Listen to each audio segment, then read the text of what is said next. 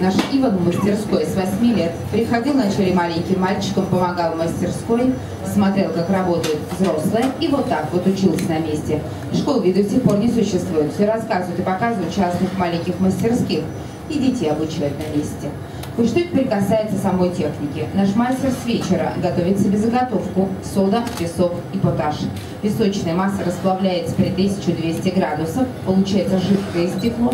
Утром приходит, наматывает на шест жидкую массу и начинает с ней работать. Вот сейчас вы наблюдаете, как наш мастер приступил к работе, начал лепить скульптурку, и вот на все про все у него 2 минуты. Это значит, после 2 минут нельзя ничего исправить. Капает как свечка такое стекло, искажается, и исправлению просто не подлежит. Поэтому наш мастер все заранее просматривает, все свои движения просчитывает и продумывает. Намотал на шест, это значит, все просчитал, довел до мелочей. Если допускает какую-то ошибку, такое стекло срезается, и вся работа переделывается. То есть все идет сначала свободным, чистым шестом, набирается определенное количество внутри печи и бьется над работой, пока не получится. Получился предмет долго на открытом воздухе не держит. Стекло очень-очень хрупкое из-за контраста температур.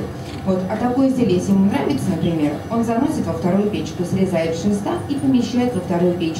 Наискосочек от меня находится та печь, называется темперная печь, или времянка еще переводят, на сутки, на 24 часа. Там проходит медленное остывание, и стекло после остывания получается очень прочным. Вот после остывания можно пить чай, кофе из посуды, можно наливать горячее. Вот можно загасить сигарету, если та пепельница, можно тост и дом произносить, то есть стекло резкие удары выдерживает. Без такой закалки стекло хрупкое, оно стекло сырец получается.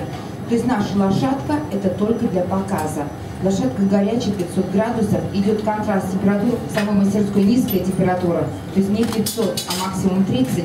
Из-за контраста стекло взрывается, поэтому близко не подходите, держите расстояние 2 метра, кто будет фотографировать, хорошо? Лошадка очень горячая, вы сейчас сами это увидите. Потом она опускается на переплавку, этой лошадки. А мы пройдем, забросит внутри печи, переплавится, ведь только для показа служит простое стекло. Здесь я закончила, хочу показать цветной состав. Вкратце расскажу, как получается муранское цветное стекло.